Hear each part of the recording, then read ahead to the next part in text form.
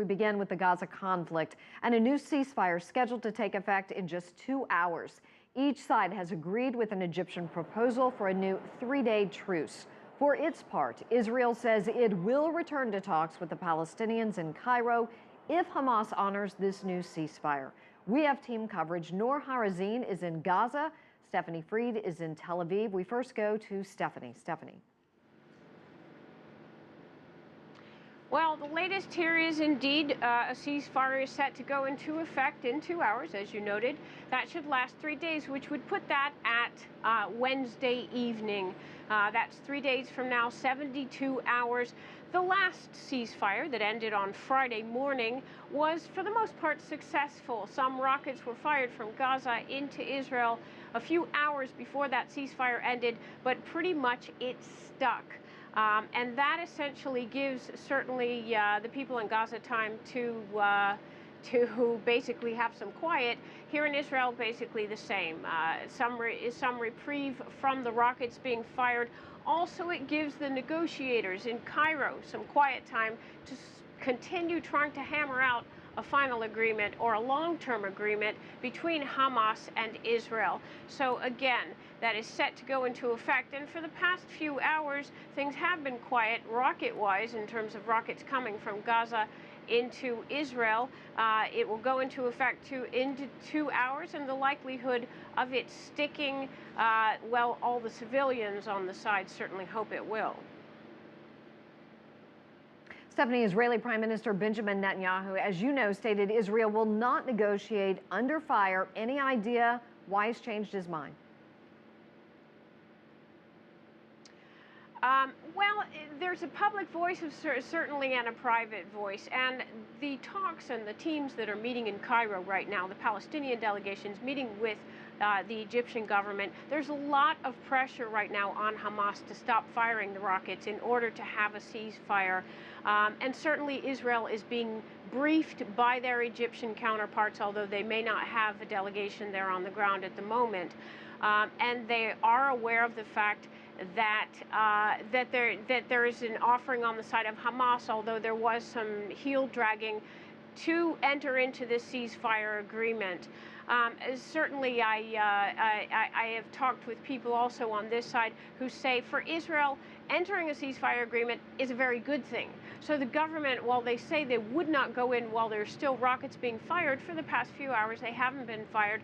And the assumption is that the ceasefire would go into effect. It would be quiet. The government issues that sort of warning basically in advance of a ceasefire to let the other side know that if it's broken, the airstrikes will resume. But this is in good faith, and it's very good for Israel in terms of the world theater and international pressure and international opinion.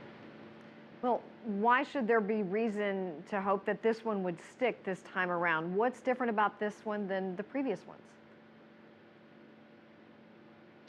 Well, as time goes on, essentially, as time goes on, I spoke with a military analyst here, and he just briefed me moments ago and told me that as the time goes on with this conflict, it gets worse essentially for Hamas and better for Israel each time there's a ceasefire.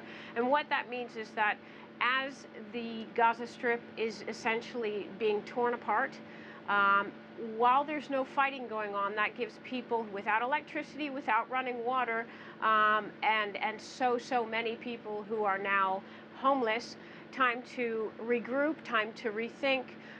For Israel, the ceasefires are good. Again, that takes the international pressure off of Israel, and it looks good for Israel. So this is why a ceasefire agreement is good, certainly for Israel, as far as the government here is concerned. Stephanie Freed reporting live in Tel Aviv. Thanks for that. Our team coverage continues now with Noor Harazin in Gaza. And Noor, what are you hearing about the ceasefire on your side? Well, the latest on my side is that the Palestinian delegation in Cairo finally made a statement saying that they agreed for a 72-hour ceasefire, at least giving the people in the Gaza Strip on the ground some idea about what's happening in the talks in Cairo after at least 4 weeks of confusion. The people are positive, and they are hoping that this 72 hours ceasefire is going to lead to a long-term ceasefire. But at the same time, they are fearing that there's going to be any violations either from the Israeli side or from the Palestinian resistance, as what happened in the ceasefires and truces, humanitarian truces that Gaza witnessed for the past week. The latest, the situation on the ground in Gaza, there has been several Israeli airstrikes on Gaza on Sunday. At least 7 Palestinians were killed, including a 13-year-old girl and a 14-year-old boy. Also, 35 injuries were reported. Only after Israel confirmed that they agree on a 72-hour ceasefire, there has been several Israeli attacks on central Gaza City. One of them targeted a soap factory in Gaza, causing a huge fire that took the Palestinian firemen at least 6 hours to bring it down. There was also injuries reported in this incident.